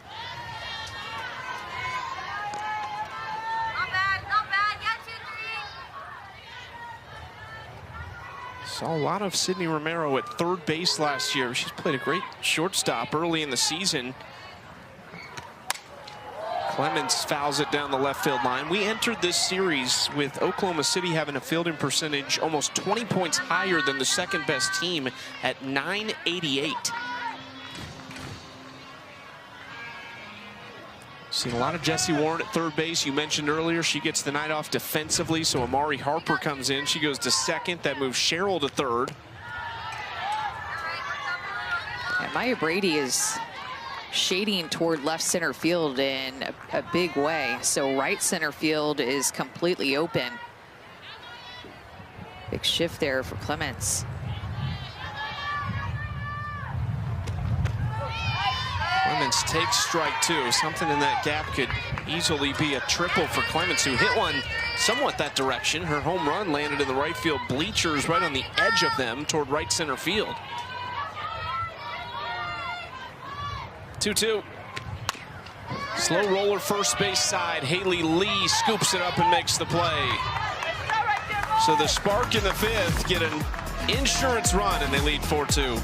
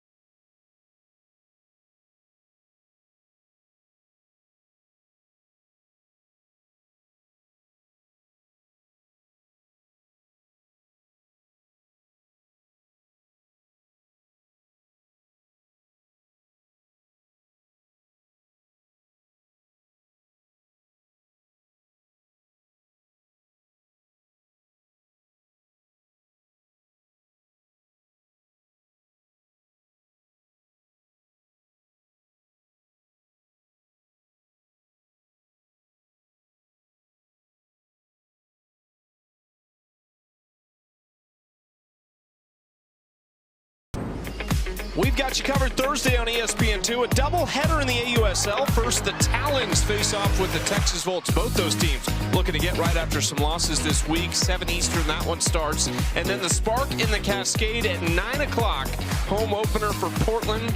Watch it live or on the ESPN app. We'll also have game 2 of that series on Friday night at 9 Eastern on ESPN2. You tweeted something out earlier today. You X'd something out earlier today about a game every day until sometime late July. And you read my mind, because that's what I was going to say after the promo is, did you know that there is at least one game a day every day from now until July 20th? Somewhere on TV. You can watch at least one. Many times there's 2. Nice grab out there in right field by Elon Butler. A couple of those hard hit balls right at her, and she's handled them well. McQuillan gets the first out of inning number 6. And I highly recommend watching the doubleheader on Thursday, because if it's anything like the doubleheader last night on ESPN2, then you're in for a treat. I was locked in. Stayed up way too late, but I was locked in. 0-1 count to Haley Lee in there for strike 2. And of course, I think we all want more games. We'd love this to be a 45, 50 game season. But one thing that happens with the 25 is that you have those double headers and there's so much on the line every night. And it feels like it's early in the season. But as we saw last year with the Bandits specifically, got off to their quick 9-2 start. And basically 12 to 15 games in, you kind of knew the Bandits were going to go to the championship series. This year, it's going to be even tighter, and we know how important these early starts are. Well, I think that's why this game is so important for the Bandits today. Just down by 2 runs, have 2 other chances at least to score in this game. We did go to extras. They won their first game of the season on Sunday, which was big. And this is the second rubber match that the Spark have played in now. First series rubber match, they won that, and a walk-off hit by pitch.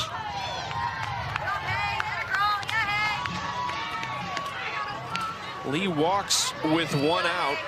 Talked about all the craziness yesterday. This series, too, we've had 2 run rolls. And then here we are tonight in a 2-run game. But the Bandits had 2 hits in game 1, and they turn around with a season high in game 2. Well, and it was after that game 1 that Shauna Stanton told us that, I think it was her, maybe it was somebody on the Bandits told us that they had a 3.5-hour team meeting after game 1. And you could tell that there was a big-time response from them in game 2 when they run-rolled the Spark and just played freer and they played bigger. And you could tell that that team meeting was had and heard. Billy Andrews going to run over at first base for Haley Lee. And you might think it feels dramatic. You have a 3-hour meeting, 5 games into the season, but back to the point about this being a shorter season, McQuillan turns and throws out Madry. You're a 5th of the way in. And that was going into the 5th game, but either way, you were almost a 5th of the way into the season without a win yet.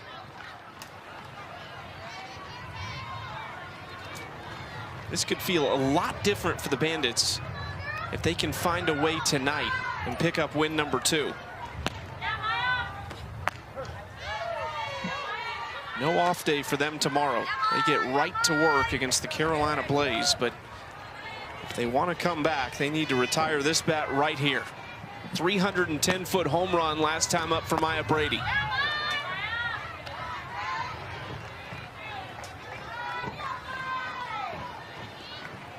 Second-year pro from Thousand Oaks, California, starred at UCLA. You know, it's interesting, she chokes up on the bat a little bit and has about 1 inch in between both of her hands. Led to this home run against Taylor McQuillan on the changeup, 310 feet over the right field bleachers off her bat. The great barrel control by Maya Brady. You see that inch choke up, and Taylor McQuillan gets a strikeout this time. Big response from McQuillan in Chicago. Little revenge on Maya Brady.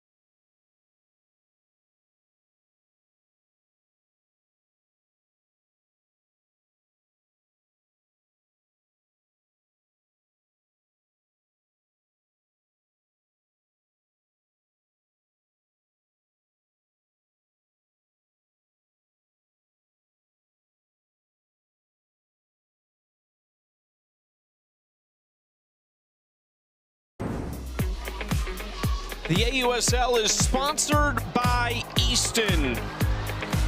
We've seen the long ball tonight 4 times, and they have all been solo shots. None bigger than Maya Brady's 310-foot mash to right field. Oh my gosh, all 3 of those were unique in their own right. Jessie Warren, Coach Flores had told her win the screwball. First pitch, she gets the screwball, hits it out. Jessica Clements, that pitch was at her eyes. And then Maya Brady with a 310-foot bomb. Elon Butler swinging first pitch, and back-to-back innings now. The Bandits have their leadoff aboard after not doing so in any of the first 4 frames. Well, and against Maya Johnson, since she's come in relief, the Bandits have not gotten a runner to third base. They've had a runner at second base, actually, in each of the last 4 innings, and have not been able to come away with anything since she entered in. Ilana Agbayani shows bunt and pulls back for ball 1. RBI single in the second and grounded out to second base in the 4th inning. This is her second time facing Maya Johnson in this one. Missing on the bunt attempt that time. No, they're going to say she pulled back. So it's 2-0.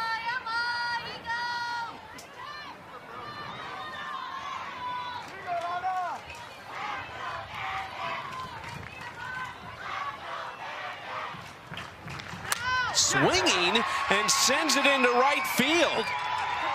So it looked like Agbayani was just trying to sacrifice the runner over. Instead, rips a single into right.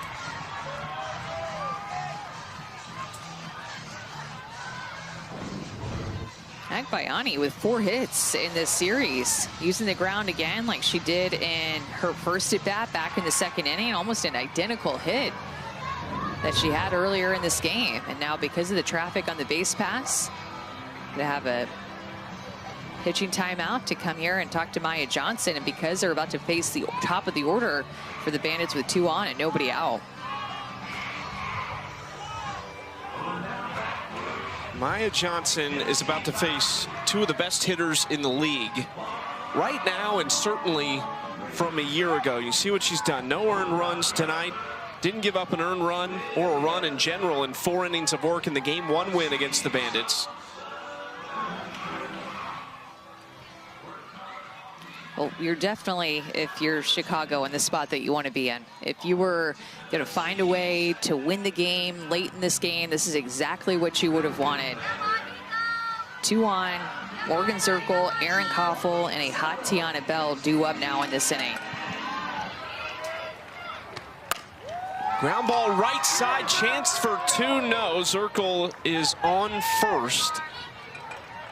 Agbayani is retired. It's 1st and 3rd with 1 away. And how about that opportunity for a double play there with Amari Harper to her former assistant coach at Oregon, Sydney Romero, who's quickly coming over to cover second base, something that guarantee you she did not think when she transferred into Oregon that would be happening after her senior year there. Zirkle again. They did this earlier in the game. They did not throw down to Zirkle. Sydney Romero remembered that and just runs Zirkle back to first.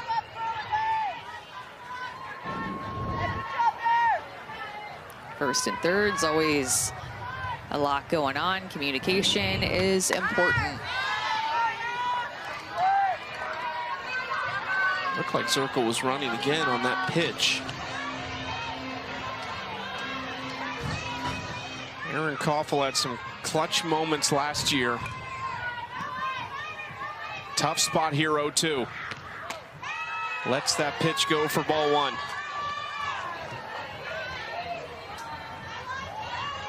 She was the second batter to face Maya Johnson when she entered back in the second inning and struck out swinging, but doubled the last time off the rookie.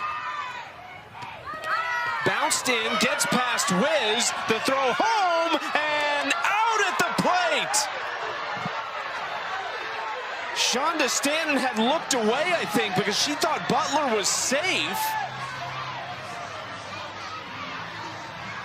The umpires are going to come together and talk this over. Well, I think they're going to challenge for obstruction because Maya Johnson, her foot was blocking the edge of home plate. The Bandits are challenging the out call at home plate. The play is under further review. And that would have been before she had possession of the ball. So once you have possession of the ball, you can sit on the plate or any base. But when Elon Butler goes in, her foot can't get to the bag because Maya Johnson is obstructing home plate.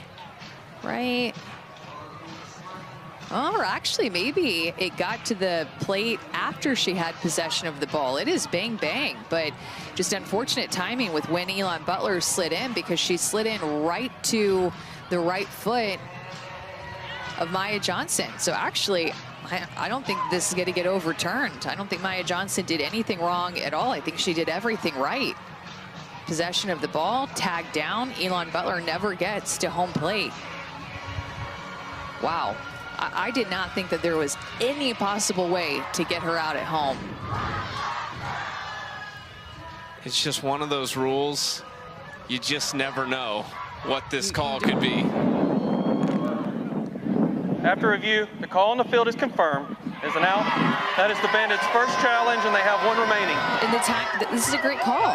I mean, the great call live, great call in the review, and it's by definition, that is not obstruction. She did not block the bag until she had possession of the ball. And at that point, when you have possession of the ball, you can block the bag.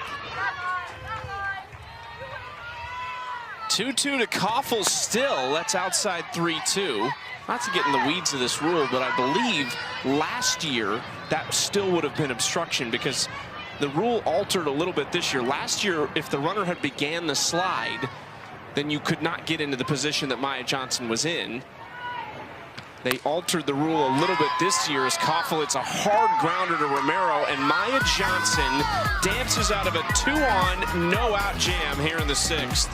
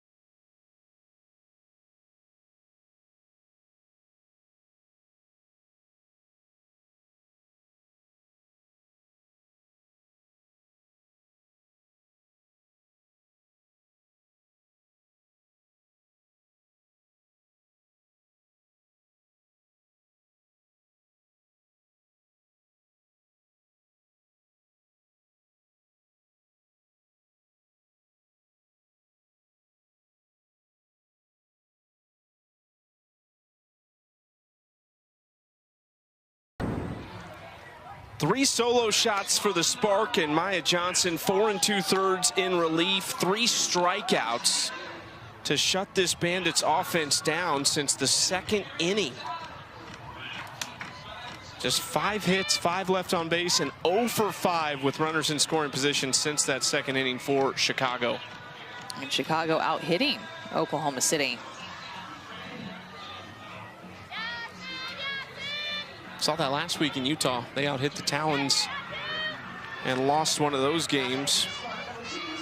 Lost a game 1-0 in Utah. Also lost one on a walk-off in extras, 9-8. Hard hit through the 5-6 hole. Sydney Romero has a 2-hit night.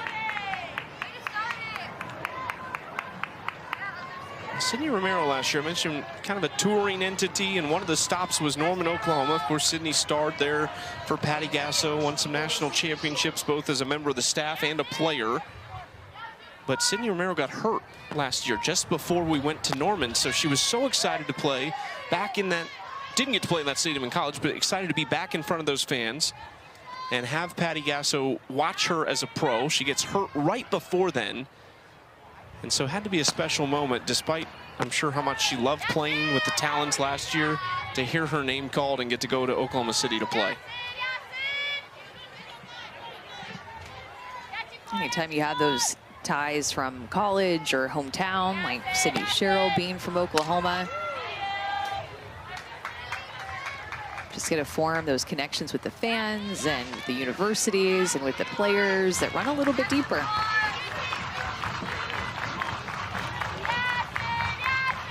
Sydney Sherrill from Moore, Oklahoma, played her college ball at Florida State.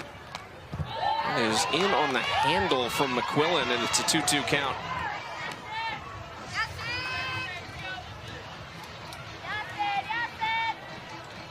Taylor McQuillan, of course, a great story, legally blind in her left eye since birth, and she has just been a dominant force since she came onto the scene at Arizona, where she was 4-time All-Conference for the Wildcats, as she strikes out Sydney Sherrill. Rise ball has been the strikeout pitch for Taylor McQuillan since she entered into this game, and getting big chases from these spark hitters. They did not strike out at all until Taylor McQuillan entered this game. Swing and a miss, maybe a little tip off the bat of Bubba Nichols-Camarena. These two, of course, teammates last year. Bubba, a key piece of this Bandits team that went to the AUSL Championship and came up short against the Talons. I talked about Maya Johnson, a lefty, going to her screwball against the righties a lot. Taylor McQuillan will do the same thing. A couple screws in a row, going right back to it. This time it moved up a little bit.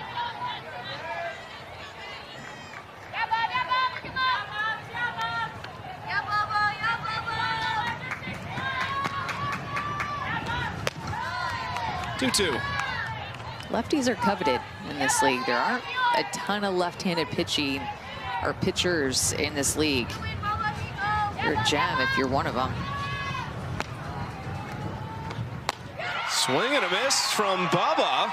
Back-to-back Ks for McQuillan, and her 4th overall. This is just a great sign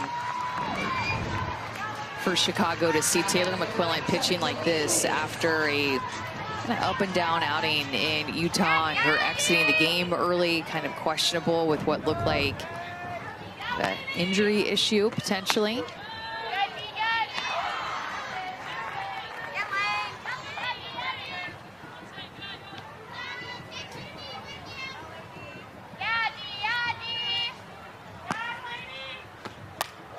Fouled off the bat of Delaney Wiz. Could give him some insurance if she can put together a swing like she did earlier in this game in the 2nd inning.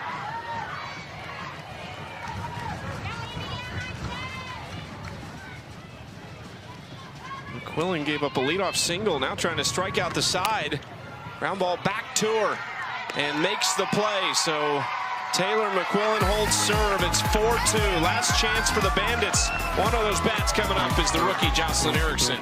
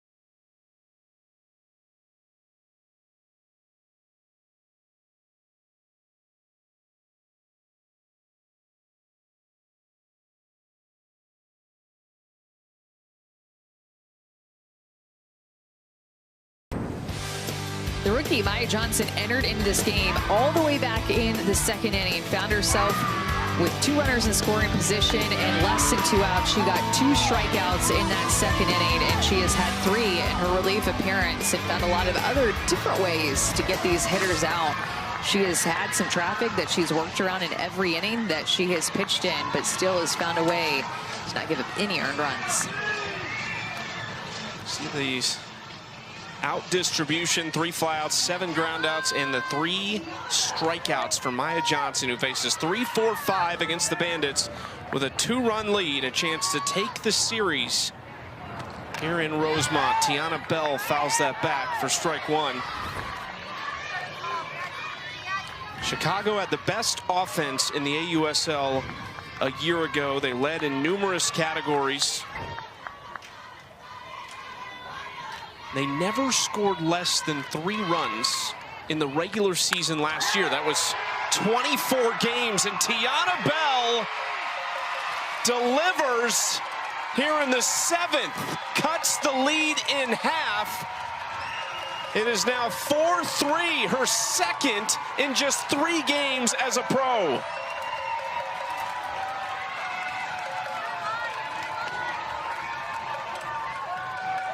They want more cowbell. Do you hear it?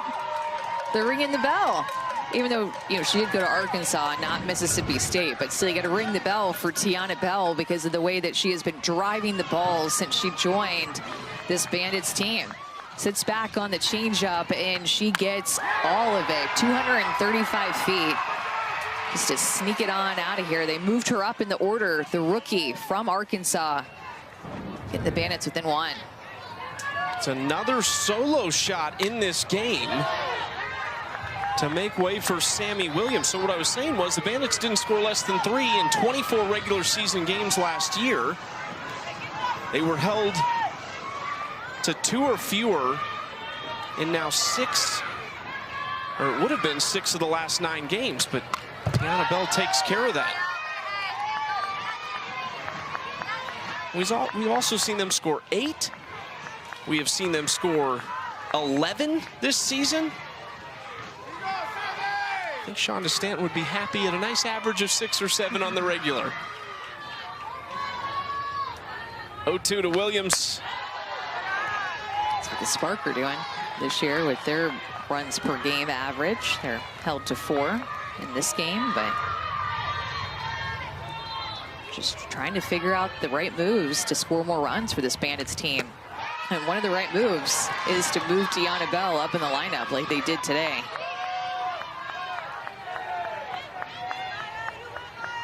She's now 4 for 8 in the series with 5 RBIs and 2 home runs. She's only started 2 of the 3 games. Williams swings through it, out number 1. And then Maya Johnson comes fighting right back. This is a rookie. Just gave up a home run. It's late in this game. It's a close game. You could panic, or you could go right at one of the hottest hitters in the lineup in there. Sammy Williams has been so good for the Bandits that she gets her swinging.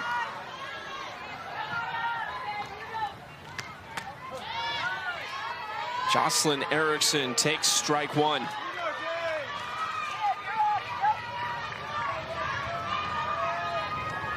For 3, all of them in the air, hitting just 158 through almost 6 games of a rookie campaign.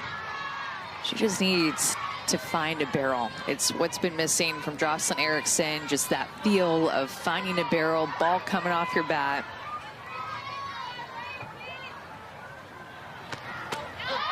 She probably thought she had a 3-hit game in game 2, but after the game was over, they actually made a scoring change that took one of those hits away in an RBI. So just when you think you're getting a bounce, you lose a base hit. Erickson fights off the 1-2.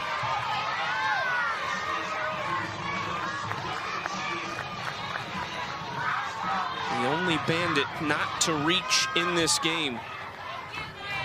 Can she change it here?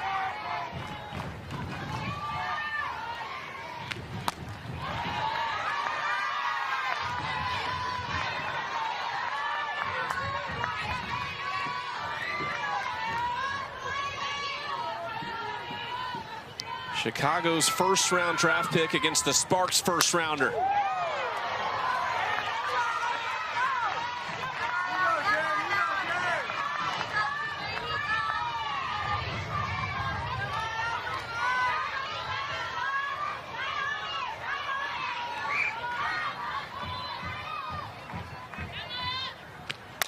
2-2 Erickson floats it to right. Long run for Madry, and it gets down. Erickson wants two, and she's in with a double.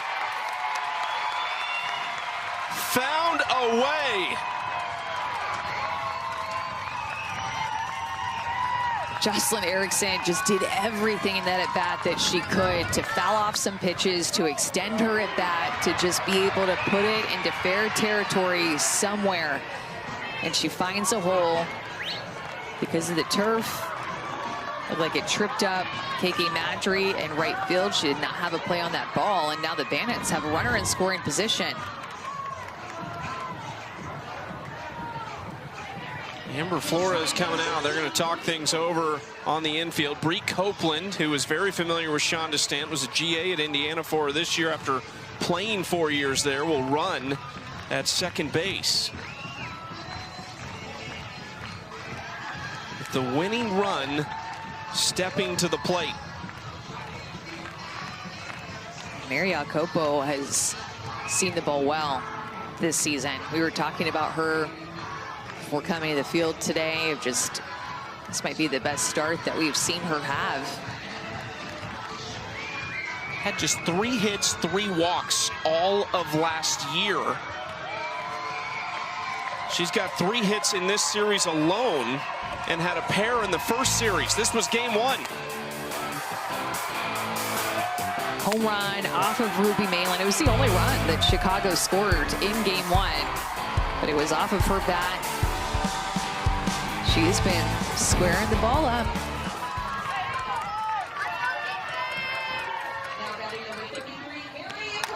Fouls that pitch straight back. We saw a walk-off winner last night in Carolina. We saw a 1-run win last night in Utah for the Cascade. More drama in the early stages of this season here in Rosemont.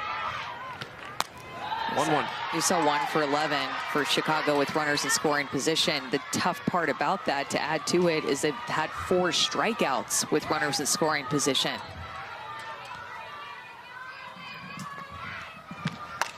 Jacopo fouls it out of play to the right side, 1-2 count.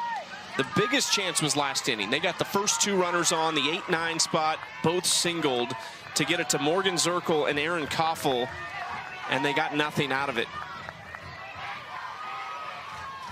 It's because of that woman right there in the circle, Maya Johnson. Big 1-2 pitch.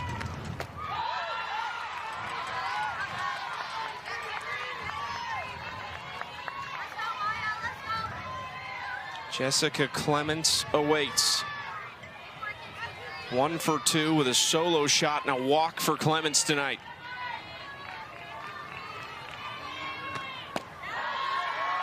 Low and away, full count for Jacopo.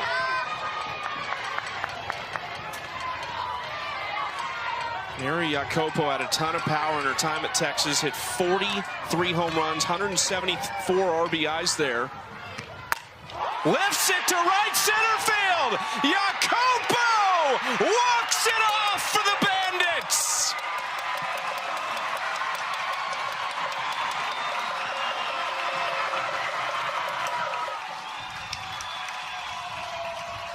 How about that?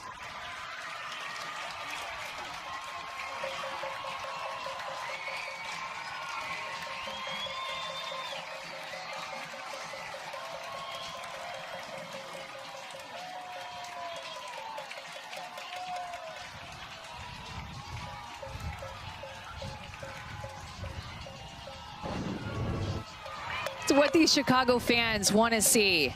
A come-from-behind victory. And Mary Jacopo, it's a pitch that she wanted to see, the screwball. She wanted it. The first pitch that she got from Maya Johnson in this at-bat. She got it again late in the bat, and she stays on it. A walk-off bomb by Mary Jacopo, who we were saying had been seeing the ball so well, wins the series for Chicago at home and gets these fans something to cheer about and smile about in the car on the way home. Mary Jacopo had more hits in this series than she had all of last season. None bigger than that swing right there a 2-run walk-off winner off the rookie Maya Johnson, who was excellent in this series. That might have been the one mistake pitch she really made. And just, I think, a better adjustment by Jacopo. I don't even know that it was that bad of a pitch. I just think she went up with a plan and was determined to execute that plan when the game was on the line. 13 hits for Chicago, 16 hits for them last night. The Chicago hitters are starting to find their groove offensively and move all the right pieces in the right order in their lineup. The Bandits win the series after starting the year 0-4. They win back-to-back. Huge response for Chicago, and their hero is sitting in the chair with Mary Jacopo, the 2-run walk-off winner. I mean, my goodness, Mary, the way you guys fought back, not just in this game, but kind of this week after a tough start. What are you feeling right now? I'm feeling so much joy, one, to be home, but two, to just give a punch back after our first opening week. So we're happy to be here, and we're so glad the fans turned out today. All right, Mary, you know we're going to ask you this. You're a veteran. You've been around. Take us through that at bat. What did you see? What were you thinking? What were you looking for? I was looking to drive the ball to the right side. Alex, our first base coach, came up to me, and all I wanted to do was hit the ball to the right side. I kept rolling over to the left side, and I knew they were prepared with their shift. So hats off to Maya Johnson. She pitched one hell of a game today, and we just got lucky at the end. So really great job by the Spark this week. Mary, what went into your prep this year? You just look so comfortable offensively. What is it that has kind of changed for you this season? Honestly, the game never changed. I just got older, got wiser. We got our same vets back that we were lucky to get back, and so just buying into them and continue to spread what culture we are trying to build here with the Bandits and spread that to the rookies. It just feels comfortable, honestly. Mary, congrats. Thanks so much for the time. Thank you so much. Mary Jacopo, the Bandits' hero tonight. I mean, you just can't overstate how much that win can mean for Chicago. They are right back to work tomorrow, a 3-game series with the Carolina Blaze here in Rosemont.